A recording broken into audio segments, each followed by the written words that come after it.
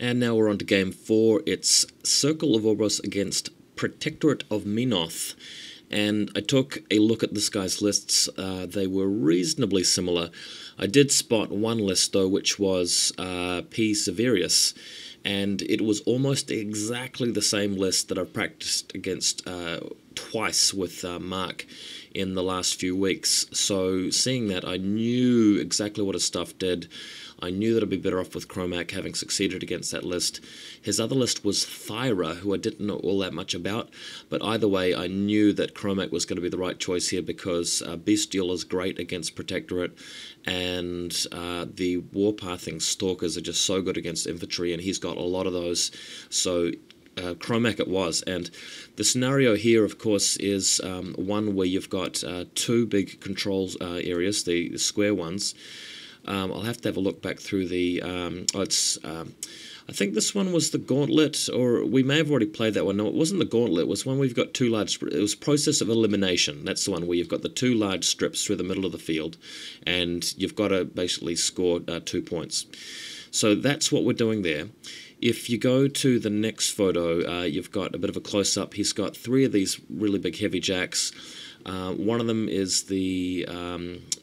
No, actually, these are the 3 without guns. He's got a Crusader there. In fact, I think he had a couple of Crusaders.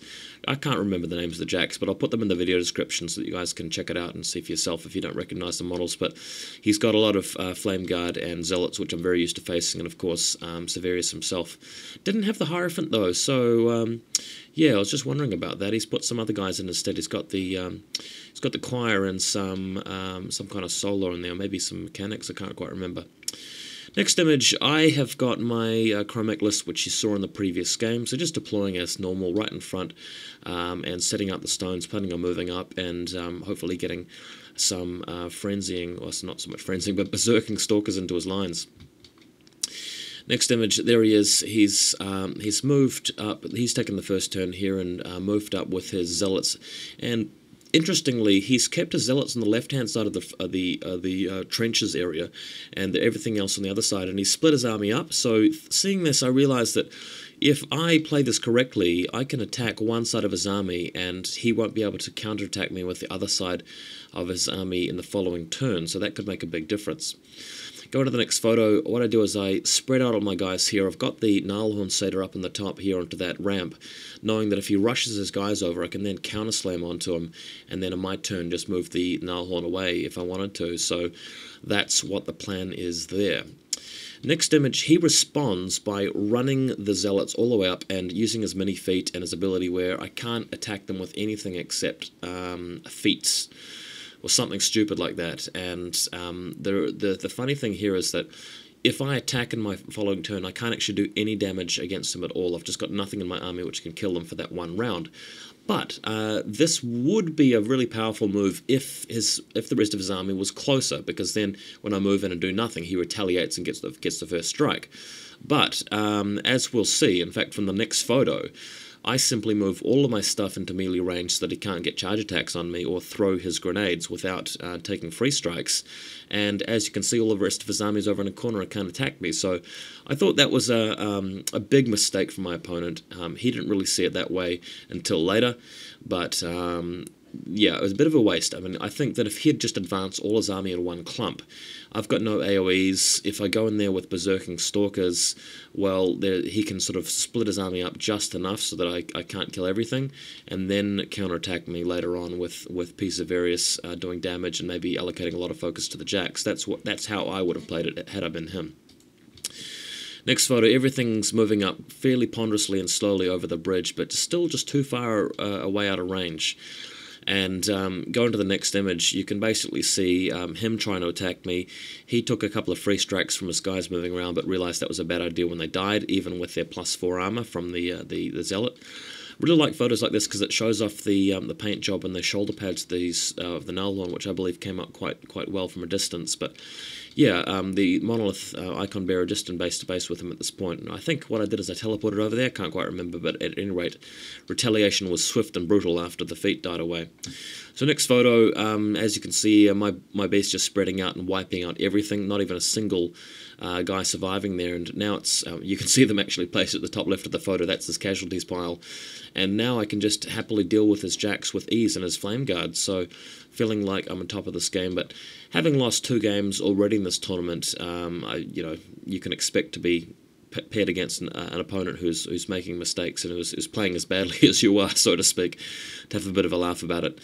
Sorry to my opponent, by the way, no offense intended. He was a great guy to play against. Next image, what happens here is he charges my bait shifting stone with the jack. I was just having fun with him at this point because at this stage my Gnarlhorn just counter slams him and biffs him into a wall.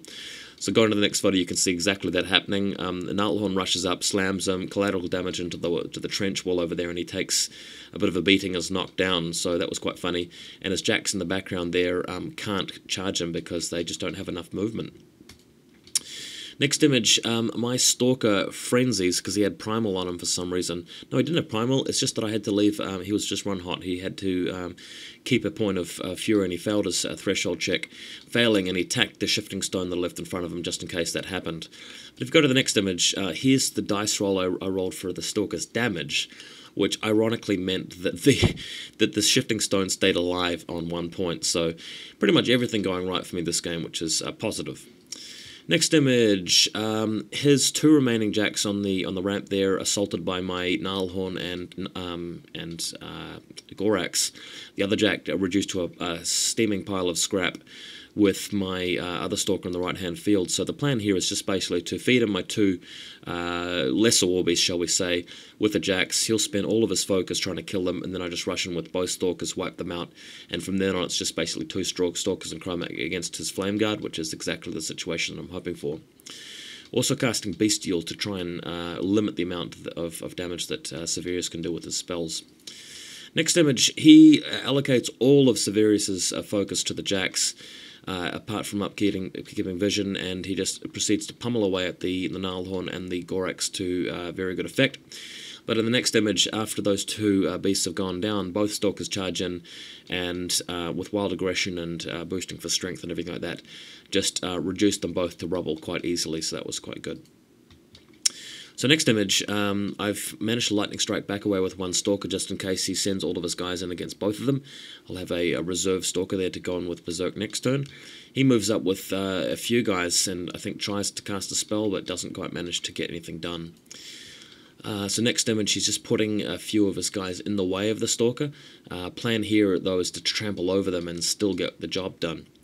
So next image, the Stalker does indeed do that, trample over the infantry, kill them. He makes his Berserk attack against a couple of guys and then attacks the rack, hitting it, killing it, and causing a large blast template over everybody, which does away with a couple of those other guys.